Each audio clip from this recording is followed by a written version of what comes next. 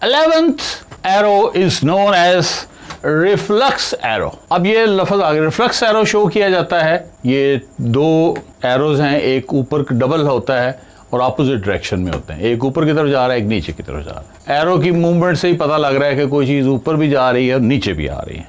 ठीक है जी। रिफ्लक्स का लफ्ज़ी मतलब जब तक समझ ना आए तो रिफ्लक्स हमें समझनी मुश्किल हो जाएगी। रिफ्लक्स का मतलब होता है फ्लो बैकवर्ड, उल्टा बहना।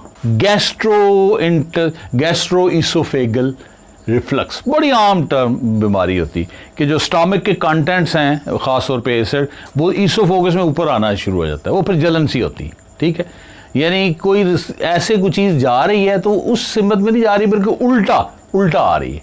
ठीक है, यानी स्टमक से चीज़ें आगे जाने जा रही है, आगे से वापस आ रही हैं। ठीक है, तो इसमें होता ये है कि फॉर एग्जांपल हम देखते हैं इथाइल ब्रोमाइड है, मैग्नीशियम से आपने मिलाया मेटल से ईथर के अंदर और रिफ्लक्स किया। ये फ्लास्क है, छोटी सी है, आगे हम पढ़ेंगे। इसमें आप क्या कर रहे हैं, इथाइल ब्रोमाइड डाला है, ठीक है, और यहाँ से इसमें मैग्नीशियम रिबन वगैरह डालते हैं। ठीक है जी, तो ये खुद ही एक्सोथर्मिक रिएक्शन है। तो यहाँ से ईथर बड़ा वोलेटाइल होता है, तो ये ऊपर जाना शुरू हो जाता है, यानी लिक्विड से वेपर में चेंज हो जाता है। ऊपर कंडेंसर है, कंडेंसर का मतलब होता है वेपर्स को लिक्विड में चेंज कर देना, तो वहाँ पे ठंडा होकर वापस आ जाता है। ठीक है, एवेपोरेशन हुई, फिर कंडेंसेशन हो गई, एवेपोरेशन हुई, कंडेंसेशन हो गई, लिक्विड से वेपर में चेंज हुआ, वेपर से लिक्विड में चेंज। ये जो काम है ऊपर नीचे, इसको हमने ये show, this is known as reflux. What is reflux? Evaporation followed by condensation. 3 लफ्जों की डेफिनेशन है। एवेपोरेशन, लिक्विड से वेपर में जाना, ऊपर कंडेंसर लगा हुआ है, वो वेपर्स को दोबारा लिक्विड में कन्वर्ट करता है, लिक्विड फिर फ्लास्क में आ जाते हैं, फिर फ्लास्क नीचे से गर्म होती है हीट के जरिए या किसी और तरीके से, तो फिर ये एवेपोरेट होता है, फिर लिक्विड से वेपर से लिक्विड। ठीक है, evaporation followed by condensation is known as reflux. तो ये निशान लगा दिया जाता है कि इसमें रिफ्लक्स है। तो ये ग्रिग्नार्ड रीजन की प्रिपरेशन में हमने पढ़ना है। एनी हो, तो उल्टा बहाव की मतलब समझे, गो फ्लोइंग बैकवर्ड, यानी लिक्विड वेपर में गए। ये लिक्विड सारे क्या करते हैं, पानी के नॉर्मल रूटीन क्या है, लिक्विड से वेपोरेशन वेपर में चले जाते हैं। ठीक है, लेकिन अब ये क्या हो रहा है, वेपर पे जा रहे हैं, उल्टा भाव, फिर से वापस नीचे, उल्टा भाव शुरू हो गया, वेपर से दोबारा लिक्विड के अंदर। Is it clear?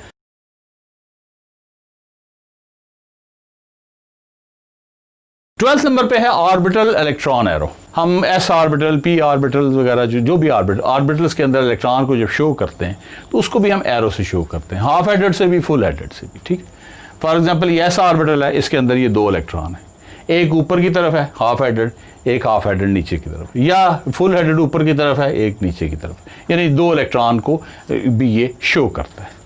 ये जो ऊपर की तरफ जा रहा है ये शो कर रहा है कि ये एंटी क्लॉकवाइज मूव कर रहा है। ठीक है, जो नीचे की तरफ आ रहा है ये बता रहा है कि ये क्लॉकवाइज मूव कर रहा है। और ऑर्बिटल में 2 इलेक्ट्रॉन आ सकते हैं, तो एरो की मदद से ही हम इलेक्ट्रॉन्स की को भी शो करते हैं। Is it clear?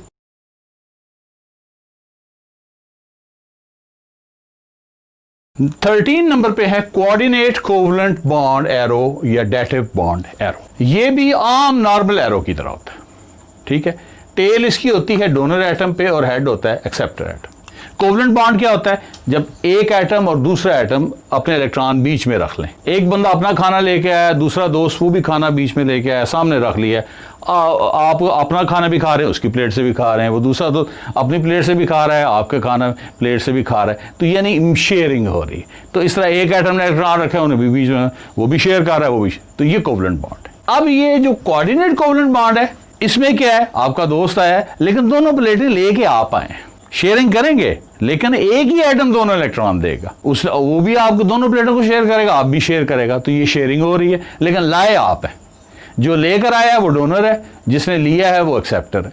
तो ये एरो मूव करता है डोनर से एक्सेप्टर की तरफ। फॉर एग्जांपल ये H2O का है, इसमें 2 लोन पेयर है। ठीक है, ये H प्रोटॉन आ गए, प्रोटॉन हम बेइज्जती करने के लिए कहते हैं। प्रोटॉन एक्चुअली हाइड्रोजन है। Hydrogen is the most abundant element in universe.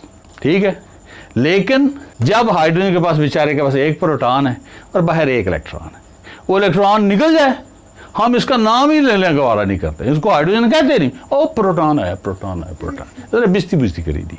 ठीक है, तो ये proton actually this is hydrogen atom, बस किसी ने इसका इलेक्ट्रॉन छीन लिया, ठीक है, तो आपने इसको प्रोटॉन ही बना दिया, नाम ही बदल के दिया आपने। अब इसको, अब ये प्रोटॉन इलेक्ट्रॉन तो उसका निकला हुआ है, अब इसको 2 इलेक्ट्रॉन फुल फ्लैश चाहिए, तब शेयरिंग करेगा। तो ऑक्सीजन ने हमदर्दी की, उसने कहा देखो हाइड्रोजन आया कि मेरे पास इलेक्ट्रॉन नहीं है। ऑक्सीजन ने कहा मैं की करा, उन्हें कहा तू ये 2 रखे ने जोड़े, एक मैं दे दे। उन्हें कहा मैं कोई सेल लाई इलेक्ट्रॉना दी। उन्हें कहा नहीं गल सुन, ओ एक हाइड्रोजन भी इधर कच पाए, दूजा भी कच पे आए, मैं भी हाँ हाइड्रोजन ही, वो मेरा इलेक्ट्रॉन को खो के ले गया, मैं भुखा नंगा ता होया। वो तरस खाया उसने, उन्होंने कहा चल आ जा चल, तो ये इसको बिठा दिया। अब ये दोनों इलेक्ट्रॉन किसने दिए? ऑक्सीजन। पर ऑक्सीजन का एक तो अपने पास ही है, एक उसके इलाके में चला गया, इस पर चार्ज आ गया पॉजिटिव, उसका पॉजिटिव इलेक्ट्रॉन मिल गया तो वो न्यूट्रल हो गया, ठीक है।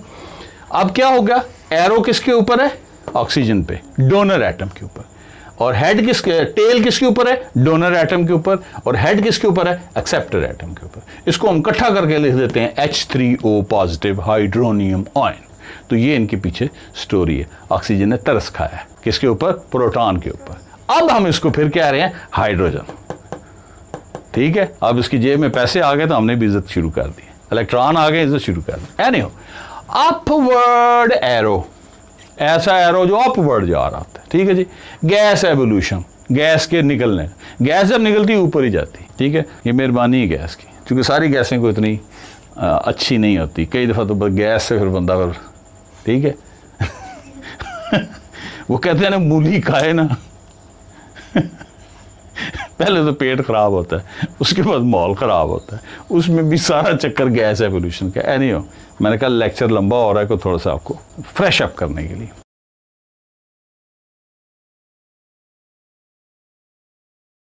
तो ये अपवर्ड एरो क्या शो करता है? गैस एवोल्यूशन, ठीक है जी। और सारी गैसें जो है ना, वो सारी गैसेज, ऑल परफ्यूमर गैसेज बड़ी बड़ी अच्छी होती हैं, स्वीट स्मेलिंग गैस। इथीन बड़ी स्वीट स्मेलिंग गैस, ठीक है। और भी बड़ी गैसें अच्छी स्मेल वाली। ये एथेनॉल है, डार्जन रिएक्शन, ठीक है।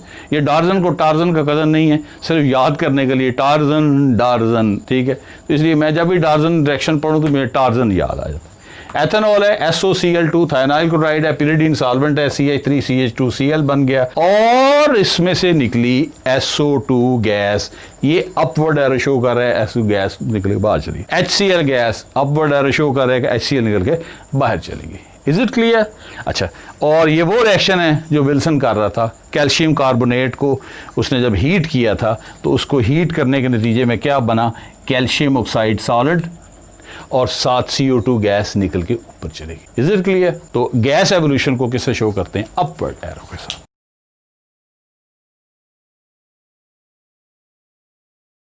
No, the 15th arrow is known as downward arrow. Upward पढ़ा है तो फिर डाउनवर्ड भी तो पढ़ना पड़ेगा ना, ठीक है। डाउनवर्ड एरो या प्रेसिपिटेट एरो, ये डाउनवर्ड है, नीचे जा रहा है, ठीक है। इसमें हमने मिसाल ले ली है फिंकलस्टाइन रिएक्शन। फिंकलस्टाइन बड़ा मशहूर रिएक्शन है, चूँकि एथाइल ब्रोमाइड भी आप बना लेते हैं, अल्काइल ब्रोमाइड, अल्काइल क्लोराइड आप बना लेते हैं बड़ी आसानी से। तो अल्काइल आयोडाइड बनाते हुए बड़ा मुश्किल आती है, ठीक है। वो जब पढ़ेंगे अल्काइल हाइड को तो समझ आएगी। तो इसने फिर फिंकलस्टाइन ने ये मसला हल कर दिया। कैसे हल किया कि CH3CH2Cl एथाइल क्लोराइड और Na sodium iodide NaI acetone के अंदर, एसीटोन में सोडियम आयोडाइड सॉल्युबल है, ठीक है। अब ये क्या हुआ ये आयोडाइड इधर चला गया, Cl इधर आ गया, तो ये NaCl बन गया, ये NaCl और ये सब जो I है इधर चला गया, तो CH3CH2 आयोडाइड, इथाइल आयोडाइड बन गया। अब NaCl जो है ये एसीटोन के अंदर इनसॉल्युबल है, तो प्रेसिपिटेट बन जाएंगे। What are precipitate? जब कोई दो चीज़ें मिले तो कोई इनसॉल्युबल चीज़ बन जाए तो उसको क्या कहते हैं? प्रेसिपिटेट, ठीक है। उसको क्या कहते हैं? प्रेसिपिटेट। यानी आपने दूध रखा हुआ है, उसको गर्म किया, उसमें जो मलाई सी जी बन गई है ना, ठीक है, वो सॉलिड सी, ठीक है, ऊपर तैर रही होती है, वो क्या है? प्रेसिपिटेट। डेली लाइफ से ये एग्जाम्पल है मेरा। Ag प्लस एक्वस हालत में है, Cl नेगेटिव एक्वस हालत में मिलेंगे तो AgCl सॉलिड बन जाएगा, ठीक है जी। तो ये नीचे डाउनवर्ड यानी इसके प्रेसिपिटेट आ जाएंगे।